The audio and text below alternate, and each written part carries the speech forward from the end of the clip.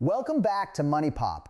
The United States economy is quietly preparing for something massive. And if you look closely at the global picture today, it is starting to look a lot like the 1930s all over again. The Great Depression of 1929 was only truly solved when the world stepped into World War II. And the crisis building right now could grow so large that the world may once again be pushed into another major conflict. At first, that sounds like an exaggeration, but when you zoom out and compare the Great Depression to today, the parallels are striking. The two crises are very different in nature, yet the patterns rhyme. The biggest difference is that the crisis we are walking into today could end up being far worse than the one in 1929. Go back to the Great Depression and ask why it happened. In the years before 1929, the stock market was booming. Everyone was making money, and people were borrowing aggressively to invest in assets. That created one of the largest bubbles in history. When it burst, prices began collapsing. The catch was that back then, we did not use fiat money. The dollar was backed by gold, so the government could not simply devalue the currency overnight. In a modern crisis, the first thing governments do is devalue the currency to devalue the debt, which is exactly what happened after 2008, when the government printed enormous amounts of money. Printing money is what devaluation looks like in practice. But you cannot do that easily when your currency is tied to gold. So a demand problem took over. People had borrowed heavily. They were no longer earning enough and they could not pay back their debts. Prices fell, stocks fell. And when prices are falling, nobody wants to buy. Think about yourself. If you see a stock dropping fast, you usually wait, assuming it will fall further. But when a stock is rocketing higher, the fear of missing out kicks in, and you jump in even when the timing is poor. The Great Depression was born out of that collapse in demand, and the damage quickly spread across the world. Germany was crushed early. After World War I, the German economy had already collapsed because Germany lost and owed reparations to many nations. Germany was broke, so it borrowed heavily from the United States to rebuild and pay what it owed.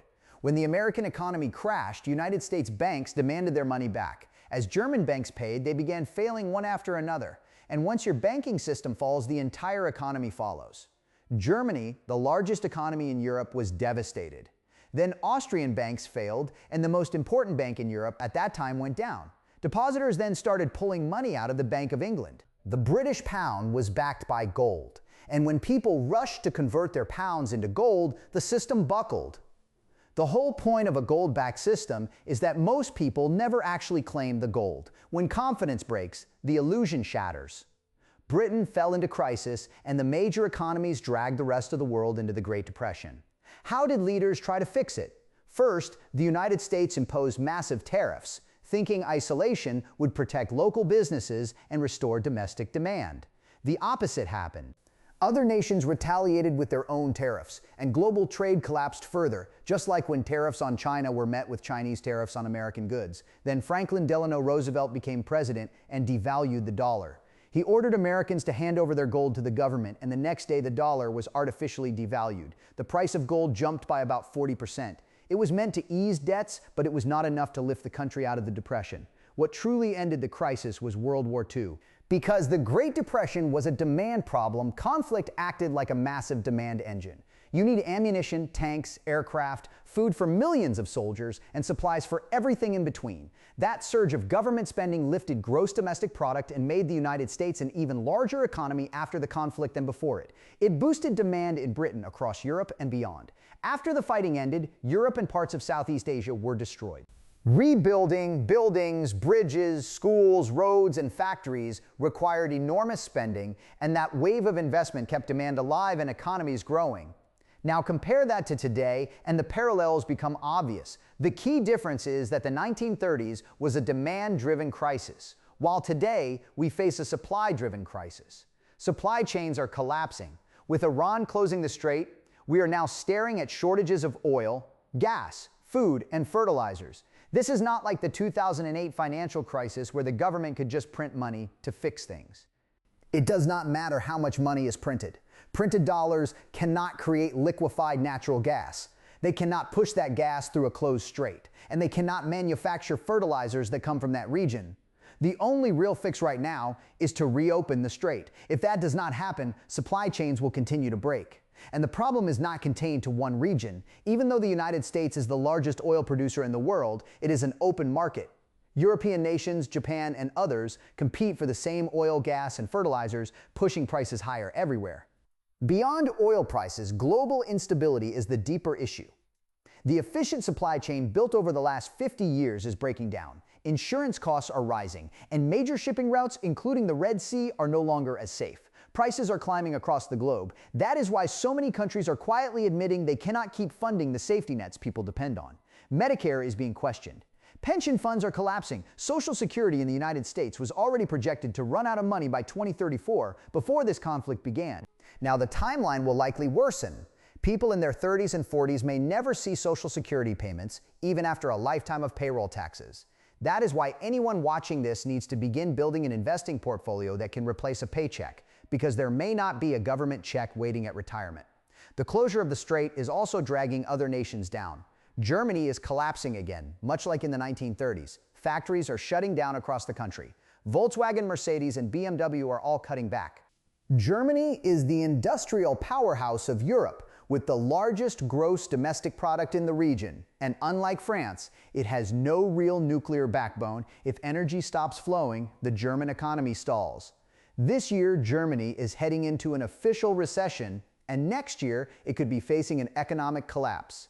Nations hold strategic oil reserves for exactly these situations, but reserves do not last forever.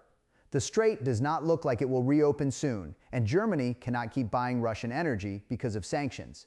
Those sanctions have only been lifted temporarily. If Germany falters, it pulls the European Union down with it. Italy, Spain, Portugal, and others will suffer. Countries like India and the Philippines are on the edge of catastrophe, where hundreds of millions of people could face food shortages. These nations do not produce oil and cannot afford to overpay for it. European citizens at least have enough purchasing power to heat their homes for a while, but in much poorer nations, that buffer does not exist. So what is the solution on paper? Simply reopen the strait. Supply chains would recover within months and trade would normalize. But reopening it is not simple. Either the United States meets Iranian demands or it launches a ground invasion. Meeting the demands would mean an official defeat. Iran has demanded that the strait be placed under Iranian control and recognized as such, that all sanctions be lifted, and that the United States pay for damages caused by this conflict. Accepting that would signal that America has lost control of the financial system. The sanctions tool would lose its meaning. The world would shift away from the petrodollar towards something like a petro-Iranian system, and the American-led world order would effectively end. The United States cannot accept that. That leaves one option, a limited ground invasion to force the strait open. But Iran can quickly send drones into the strait again, scaring off insurers. Without insurance, no shipping company will risk vessels worth hundreds of millions of dollars. So the only way to truly reopen the strait is to have a decisive winner. That will not be easy. A limited invasion could turn into a much larger deployment with hundreds of thousands of troops sent to the region, and nobody in the world is positioned to stop that. Not Europe, not China, not Russia. That is why the United States is shifting toward a wartime economy, building ammunition, missiles, and weapons at scale. This conflict will not last months. It could stretch for years because its winner will define the next world order. Here's the upside. Even though conflict is destructive, the stock market historically rises sharply during these periods. Heavy government spending devalues the currency but accelerates corporate revenues and profits. Investors tend to benefit. This is not about profiting from suffering, it is about facing reality. Medicare may be cut, Social Security may disappear. The average person has only one real path forward. Invest consistently and build a portfolio that can fund retirement on its own. Without that real freedom, and a real retirement will slip out of reach. Thanks for watching. This is Money Pop signing out.